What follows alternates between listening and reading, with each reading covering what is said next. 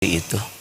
Kalau data, wah saya memerlukan data, saya tidak tahu. Allah menguasai semua data, tidak ada yang tersembunyi.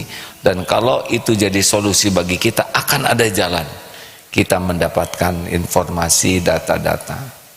Tidak ada yang tersembunyi bagi Allah. Kalau pertolongannya lewat orang, Allah akan gerakan orang itu, diingatkan orang itu kepada kita, hatinya jadi sayang ke kita, nanti dia akan berikhtiar untuk membantu kita. Ya begitu. Kalau kita harus ketemu orang, nanti diatur akan terjadi pertemuan itu. Tidak ada satupun makhluk yang lepas dari kekuasaan Allah. Tidak ada satupun karunia yang bisa terjadi tanpa izin Allah.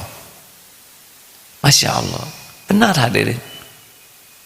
Tapi kita tidak ingat kepada Allah yang menguasai setiap makhluk, tidak ingat kepada Allah yang membulak-balik setiap hati, tidak ingat kepada Allah yang menggerakkan siapa saja yang Allah kehendaki. Sibuk mikir bagaimana caranya supaya saya tidak kena COVID. Itu bagus, tapi tidak cukup, karena yang menguasai takdir itu Allah. Jadi kalau kita hanya mikir bagaimana saya supaya nggak kena COVID, saya harus prokes, itu bagus, saya harus divaksin, itu bagus, tapi tidak cukup. Berapa banyak yang sudah divaksin kena juga, benar? Yang sudah pernah sakit kena lagi, divaksin kena lagi. Ya harus berlindung ke Allah, karena orang kena COVID itu bukan pilihan virus, tapi pilihan Allah Subhanahu wa ta'ala. Nah hadirin sekalian, salah satu buktinya kita lebih banyak baca berita, segala dibaca, tiap grup WA dibaca, tiap ada informasi dipercaya. Lah, Qurannya kapan bacanya? Nyaris hanya sisa waktu. Ada baca Quran, itu pun tergesa-gesa, tidak dipahami lagi, tidak berusaha membaca artinya, tidak dinikmati, karena kepotong oleh baca berita virus lagi. Urusan omongan orang didengar terus, urusan makhluk diperhatikan terus, urusan dengan Allah yang menciptakan, yang memperhatikan, yang menguasai, yang menentukan segala-galanya.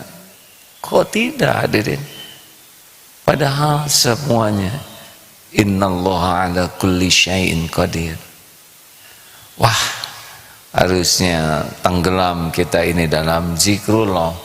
Allah menakdirkan semua ini pasti banyak kebaikannya. Kita merasa terancam tuh supaya kita berlindung ke Allah. Coba kalau kita baca dalilnya ya, a'udzubillahi minasyaitonirrajim, wala nabluwannakum bisyai'im minal khauf. Yang pertama ditimpakan ujian ke kita tuh rasa takut sedikit.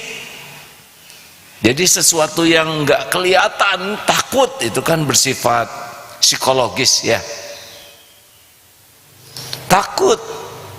Takut virus, takut sakit, takut mati, takut nggak punya uang, takut. Ini yang pertama.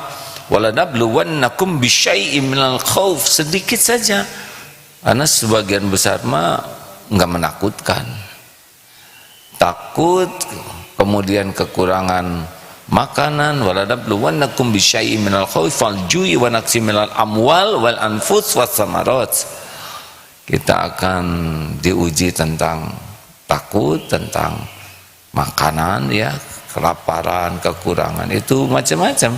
Ada yang makanan banyak tapi nggak bisa makan. Berapa banyak itu di rumah sakit tuh yang lagi isoman, catering ngirim makanan, buah-buahan, tetap nggak ngegayem ya. Betul? Berapa banyak itu yang tidak bisa makan. Kemudian kekurangan harta, jiwa, buah-buahan, yang menafsirkan buah-buahan ini infrastruktur lah ya.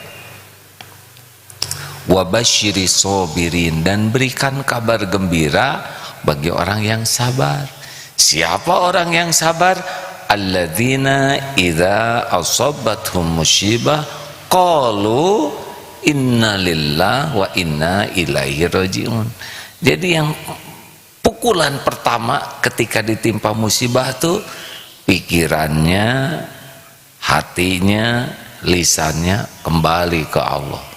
Kami semua milik Allah. Sesungguhnya kami semua milik Allah. Wa inna ilaihi rajiun. Dan sesungguhnya kami kembali kepada Allah.